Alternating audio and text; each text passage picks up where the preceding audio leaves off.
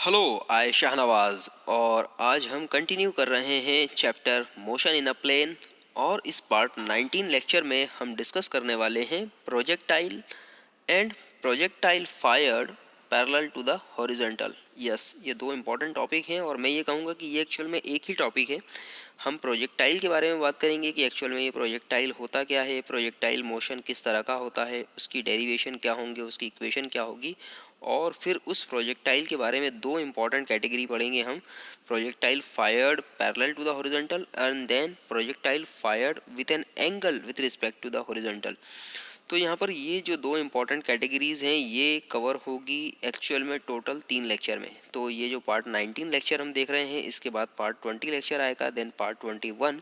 इन तीनों लेक्चर को मिलाकर कंबाइनली ये टॉपिक जो है वो फिनिश होगा। क्योंकि हम प्रोजेक्टाइल जब पढ़ेंगे तो प्रोजेक्टाइल से इम्पोर्टेंट रिलेटेड कुछ इम्पॉर्टेंट टर्म्स इसकी देखेंगे हम, ठीक है। और वो काफ़ी इम्पॉर्टेंट है एग्जामिनेशन पॉइंट ऑफ व्यू से। तो चलिए शुरुआत करते हैं हम इसकी पार्ट 19 लेक्चर की। सबसे पहले हम समझते हैं एक्चुअल में प्रोजेक्टाइल है क्या, प्रोजेक्टाइल क्या है, प्रोजेक्शन क्या है। तो देखिए, कई बार आपने देखा होगा किसी एथलीट को इस तरह से कुछ अपना भाला फेंकते हुए या अपनी जेवलिन को थ्रो करते हुए आपने कई बार इस तरह से पत्थर को उछाला होगा एयर में, या फिर ज़ोर से पत्थर को फेंका होगा। या आपने देखा होगा कि जब भी कोई फायर होता है, ठीक है, तो ये चीज़ तो आपके लिए देखना थोड़ा सा इम्पॉसिबल है, लेकिन ये जो दो केसेस हैं ये प्रैक्टिकली आपने ऑब्जर्व किया होगा कि जब भी किसी चीज़ को थ्रो किया जाता है, जब भी किसी पत्थर को फेंका जाता है या किसी भी ऑब्जेक्ट को जब थ्रो किया जाता है, तो हम जब उसे थ्रो करते हैं तो वो कुछ देर बाद एयर में रहने के बाद वापस ज़मीन पर आ जाता है ना। कुछ देर बाद वापस ज़मीन पर अगर आ रहा है तो ऑब्वियसली किस वजह से आ रहा है, क्योंकि ग्रेविटेशनल अट्रैक्शन है यहाँ पर। ऑब्जेक्ट अगर ज़मीन पे आ रहा है तो ये ग्रेविटेशनल अट्रैक्शन की वजह से रिटर्न आ रहा है। और ग्रेविटेशनल अट्रैक्शन क्या होता है ये तो आप बहुत अच्छी तरह से जानते हैं, प्रीवियस लेक्चर्स भी हैं इस पर रिलेटेड काफ़ी सारे हमारे। यहाँ पर अगर हम देखें ध्यान से तो ये जो पाथ है, ये जो प्रोजेक्ट किया एक्चुअल में, जब किसी ऑब्जेक्ट को इस तरह से थ्रो किया जा रहा है या फेंका जा रहा है तो एक्चुअल में हम इसे कहते हैं प्रोजेक्शन, है ना। किसी ऑब्जेक्ट को फेंका जाना एयर में इस तरह से वो कहलाता है प्रोजेक्शन। तो जब भी इस तरह से प्रोजेक्शन किया गया तो ये जो पाथ बन रहा है ना, इस ऑब्जेक्ट, ये ऑब्जेक्ट जो पाथ क्रिएट कर रहा है इस तरह का, ये जो ऑब्जेक्ट इस तरह का कर्व्ड पाथ बना रहा है, कर्व्ड पाथ जो है वो ट्रैवल कर रहा है, ठीक है। तो ये जो कर्व्ड पाथ है ये कहलाता है प्रोजेक्टाइल। ये कर्व्ड पाथ को हम कहते हैं प्रोजेक्टाइल, प्रोजेक्टाइल, यस। तो चलिए प्रोजेक्टाइल की डेफिनेशन हम पढ़ते हैं। Definitely, any object projected into the space, किसी भी ऑब्जेक्ट को अगर आपने स्पेस में प्रोजेक्ट किया हुआ है या स्पेस में या एयर में आपने उसे थ्रो किया हुआ है, सच that it moves under the effect of gravity alone, है ना। यहाँ पर स्पेस वर्ड क्यों यूज़ किया, क्योंकि हम यहाँ पर जो कंसिडरेशन लेते हैं कि ये जो प्रोजेक्टाइल हो रहा है या जो ऑब्जेक्ट थ्रो किया गया एयर में, इस पर एयर फ्रिक्शन अभी वर्क नहीं कर रहा है। यस, इस पर सिर्फ और सिर्फ एक ही फोर्स एप्लीकेबल है, वो कौन सा है, ग्रेविटेशनल अट्रैक्शन का force after throwing the object into the air. तो यहाँ पर जब ऑब्जेक्ट को आपने थ्रो किया तो उस ऑब्जेक्ट पर कौन वर्क कर रहा है, अभी सिर्फ gravitational attraction.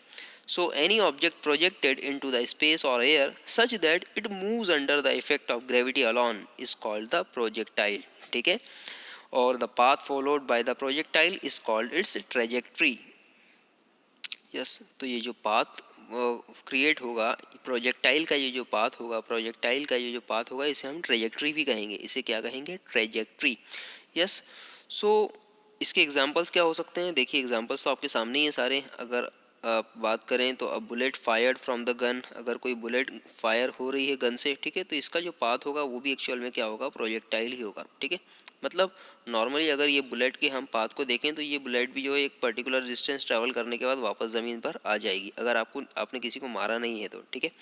Second, a shell fired from the cannon, ठीक है। उसके बाद जेवेलिन और the hammer thrown by the athlete और the stone thrown from the top of the hill और द टावर।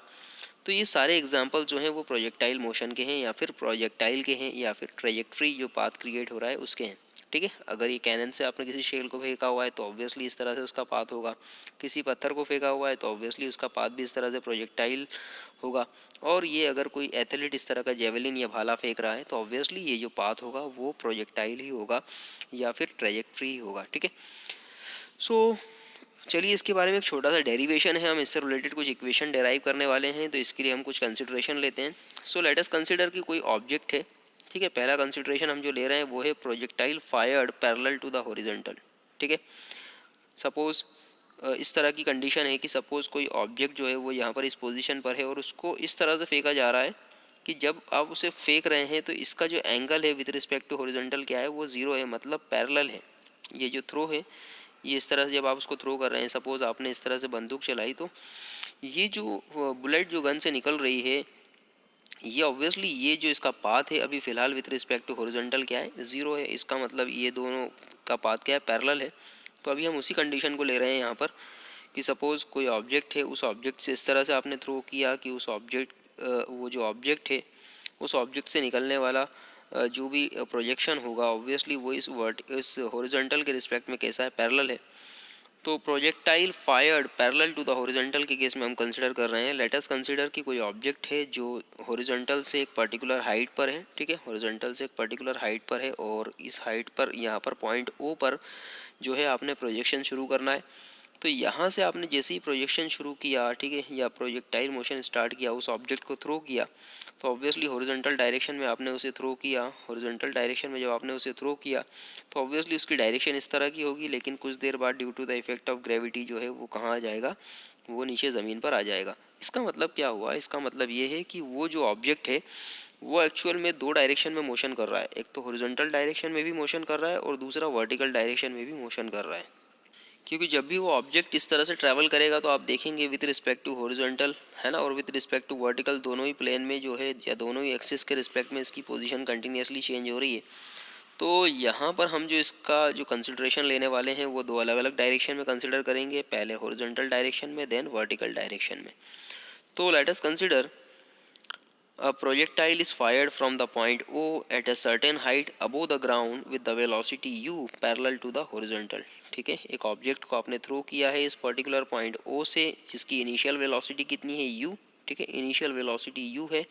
और ये जो ऑब्जेक्ट O है ये इस पर्टिकुलर पॉइंट A से एक पर्टिकुलर हाइट पर है, तो मतलब हम कह सकते हैं कि इस पॉइंट O का जो प्रोजेक्शन होगा वो कहाँ पर होगा, इस हॉरिजॉन्टल प्लेन पर, जिसे हम डिनोट कर रहे हैं A से।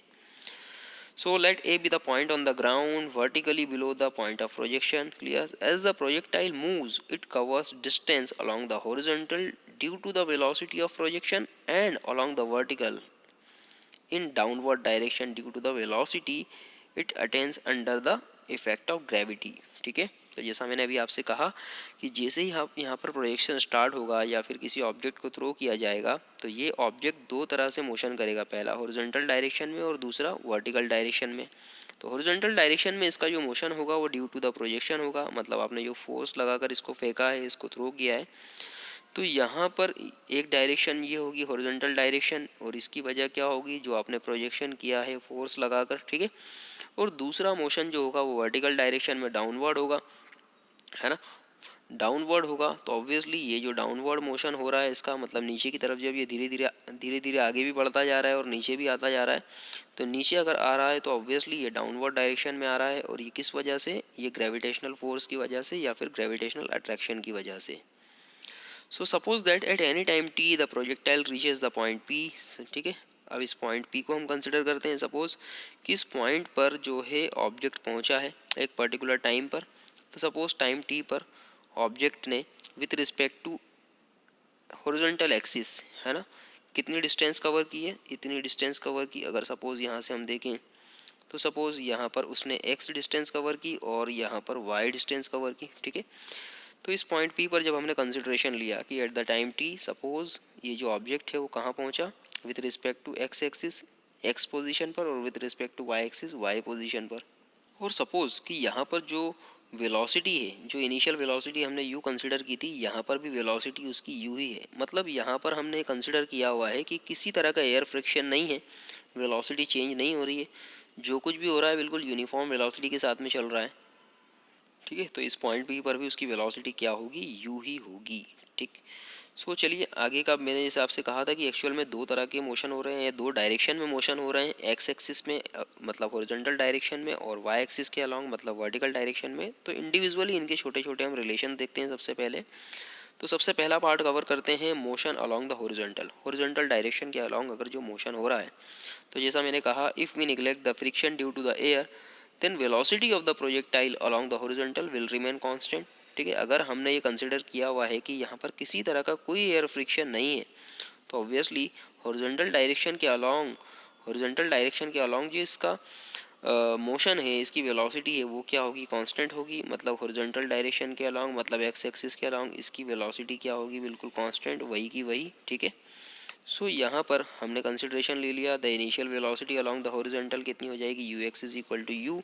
अब क्योंकि वेलोसिटी चेंज नहीं हो रही है, वेलोसिटी इसकी चेंज नहीं हो रही, मतलब यहाँ पर किसी तरह का कोई एक्सेलरेशन नहीं है, एक्सेलरेशन नहीं है, इट मीन्स कि एक्स एक्सिस के अलोंग इसका जो एक्सेलरेशन है वो कितना हो गया, ज़ीरो। ठीक है, अभी हॉरिजॉन्टल डायरेक्शन की बात कर रहे हैं। ठीक है, तो हॉरिजॉन्टल डायरेक्शन के अलोंग इसका एक्सेलरेशन क्या है, ज़ीरो, और दूसरा इसकी इनिशियल वेलोसिटी क्या होगी, इसकी फाइनल वेलोसिटी, इसलिए U X is equal to U. ठीक है, तो अब अगर हम ये देखें कि एक्स एक्सिस के रिस्पेक्ट में इसने जो डिस्टेंस ट्रैवल की है एक्स, ये एक्चुअल में डिस्टेंस कितनी ट्रैवल की। ठीक है, तो इसे हम कैलकुलेट कर सकते हैं by the help of equation of motion. तो देखिए हमारे पास इक्वेशन ऑफ मोशन है, बेसिकली हमें पता है X is equal to U T plus half A T square, ये हमें इक्वेशन पता है, इक्वेशन ऑफ मोशन है ये। तो यहाँ पर u जो है वो बेसिकली हम कंसिडर कर रहे हैं velocity along the x axis, और ये x एक्सेलरेशन जो है वो acceleration along the x axis. तो अब हमें पता है कि यहाँ पर यू एक्स की वैल्यू है u और x, तो ऑब्वियसली ज़ीरो है क्योंकि कांस्टेंट वेलोसिटी की बात हो रही है, वेलोसिटी में चेंजेस नहीं है, और x तो x ही है। हमने कंसिडर किया हुआ है यहाँ पर ग्राफ में कि जो डिस्टेंस है वो कितनी है, x। ठीक है, सो यहाँ पर अगर हम वैल्यू पुटअप करते हैं तो देखिए u की x की जगह u पुटअप किया, t एज इट इज़ है हाफ, और a तो हो गया ज़ीरो। फाइनली ये जो इक्वेशन है ये कन्वर्ट हो जाएगी इस फॉर्म में, x is equal to U T, और यहाँ से आप देख सकते हैं कि जो टाइम होगा वो हो जाएगा x अपॉन यू, मतलब डिस्टेंस अपॉन वेलोसिटी। तो यहाँ से आपको मिल गया कि बेसिकली जो टाइम है, टाइम जिस टाइम पर उस पर्टिकुलर पॉइंट पर जब जो ऑब्जेक्ट हमारा पहुंचा है, पॉइंट पी पर जब ऑब्जेक्ट पहुंचा है, तो उस टाइम को अगर आपको कैलकुलेट करना है तो आप सीधे सीधे एक्स को यू से डिवाइड कर दीजिए, मतलब डिस्टेंस को वेलोसिटी से डिवाइड कर दीजिए, finally you will get the time. अब इसी तरह से क्योंकि ऑब्जेक्ट जो है वो सीधा सीधा तो जा रहा है लेकिन साथ में धीरे धीरे नीचे भी आ रहा है, तो ऑब्वियसली अब वर्टिकल डायरेक्शन के अलॉन्ग इसके मोशन की हम बात करेंगे। तो वर्टिकल डायरेक्शन के अलॉन्ग इसका जो मोशन होगा वो किस तरह का होगा, तो ऑब्वियसली जब इनिशियली हमने देखा था, इनिशियली जब आपने फायर किया था इस ऑब्जेक्ट को, इनिशियली जब फायर किया गया था तो आपने देखा कि यहाँ से हमेशा फायर आपने जो किया था उसको हॉरिजॉन्टल डायरेक्शन में किया था। अब ऑब्वियसली हॉरिजॉन्टल डायरेक्शन में अगर फायर किया था तो इनिशियली इसकी जो वेलोसिटी थी वर्टिकल डायरेक्शन में मतलब यू वाई, वो तो क्या थी, ज़ीरो। ठीक है, क्योंकि इनिशियली आपने जब फायर किया तो ये हॉरिजॉन्टल डायरेक्शन में जा रहा था, कुछ देर बाद ये धीरे धीरे नीचे आना शुरू हुआ, तो इसलिए इनिशियली वर्टिकल डायरेक्शन में इसकी वेलोसिटी कितनी थी, ज़ीरो, इसलिए हमने यहाँ पर लिया U Y is equals to zero. ठीक है, और अब ये धीरे धीरे नीचे आ रहा है तो ऑब्वियसली यहाँ पर एक्सेलरेशन तो काम कर रहा है। ठीक है, क्योंकि धीरे धीरे नीचे आ रहा है, मतलब वेलोसिटी इनिशियली क्या थी, ज़ीरो वर्टिकल डायरेक्शन में, लेकिन धीरे धीरे अब ये नीचे आ रहा है तो वर्टिकल डायरेक्शन में वेलोसिटी भी इंक्रीज़ हो रही है।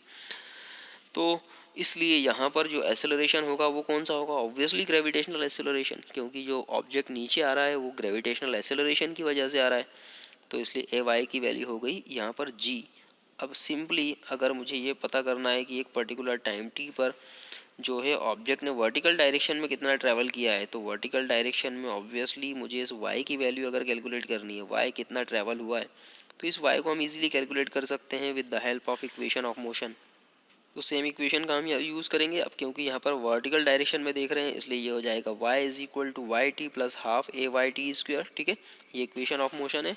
ऑब्वियसली यहाँ पर y हमें कैलकुलेट करना है और यू वाई की वैल्यू तो ज़ीरो है जैसा मैंने आपसे कहा, और हाफ ए वाई की जगह क्या आ जाएगा g, क्योंकि ग्रेविटेशनल एक्सेलरेशन है। तो फाइनली ये जो इक्वेशन है हमारी ये कन्वर्ट हो गई इस इक्वेशन में, y is equals to half G T square, y is equal to half G T square. अब यहाँ से देखिए t की वैल्यू अभी हमने कैलकुलेट की, t is basically equal to x by u, तो let's put the value of t here. तो फाइनली हमें मिलेगा यहाँ पर y is equal to half g, और t की जगह पुट कर दिया हमने x बाई यू और इसका स्क्वायर। तो जब हम इसे कैलकुलेट करेंगे तो फाइनली हमें मिलेगा y is equal to G by two U square. अब इस इक्वेशन को अगर हम थोड़ा सा सॉल्व करें, मतलब इसका क्रॉस मल्टीप्लिकेशन अगर करें, तो ये इक्वेशन से हमें मिल जाएगा X square is equals to 2u² by G into Y. ये जो इक्वेशन है एक्चुअल में ये इक्वेशन डिफाइन करती है इक्वेशन ऑफ पैराबोला जो एक्स एक्सिस के अलोंग सिमेट्रिक है, कुछ इस तरह का, ठीक है, कुछ इस तरह का, ठीक है, जो एक्स एक्सिस के along symmetric, sorry Y axis के अलोंग सिमेट्रिक है, सॉरी अगेन, ये एक्स एक्सिस और वाई एक्सिस, तो ये जो पैराबोला है हमारा, ये पैराबोला किसके अलोंग सिमेट्रिक है, वाई एक्सिस के अलोंग सिमेट्रिक है। अगर आप हमारा जो ग्राफ देखें तो ग्राफ भी कुछ इसी तरह का है। इस ग्राफ को भी अगर हम देखें, थोड़ा सा कंटिन्यू करें, तो ये भी एक पैराबोला को ही डिफाइन करेगा, ठीक है, जो वाई एक्सिस के अलोंग कैसा है, सिमेट्रिक है, ठीक है, मतलब जितना पार्ट इस तरफ आपको नज़र आ रहा है उतना ही पार्ट इतना ही इस तरफ भी होगा, symmetrical about the Y axis. और ऑब्वियसली इसकी इक्वेशन क्या होती है, इसकी इक्वेशन होती है x² is equals to 4ay।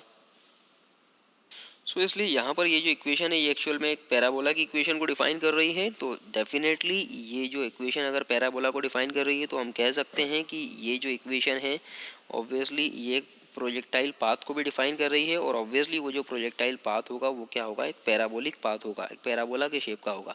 So it is the equation of the parabola which is symmetrical about the Y axis and projectile fired along the horizontal moves along a parabolic path, ठीक है। तो जब भी हम किसी object को अगर फेंक रहे हैं, थ्रो करते हैं, तो उसका जो पाथ होता है वो ऑब्वियसली कैसा होता है, एक पैराबोलिक पाथ होता है, एक पैराबोला के शेप का होता है, ठीक है। इस इक्वेशन से ये प्रूफ हो रहा है इजीली। सो आई होप आपको समझ में आया होगा। काफ़ी सिंपल सा लेक्चर था और काफ़ी सिंपल सा डेरिवेशन था, बट काफ़ी इंपॉर्टेंट है, तो इस लेक्चर को एटलीस्ट 2 से 3 बार ज़रूर देखिएगा ताकि आपके कॉन्सेप्ट्स और ज़्यादा मजबूत हो सकें। और अगर किसी तरह का कोई डाउट है, कोई इशू है, तो प्लीज़ आप मुझे कमेंट कर सकते हैं। Surely I will try to resolve your all queries. Thank you, thanks again. और आपने अगर अभी तक इस चैनल को सब्सक्राइब नहीं किया तो प्लीज़ आपको जो सामने फेस आइकॉन दिख रहा है इस पर क्लिक कीजिए और इस चैनल को सब्सक्राइब ज़रूर कीजिए। Thank you, thanks for watching.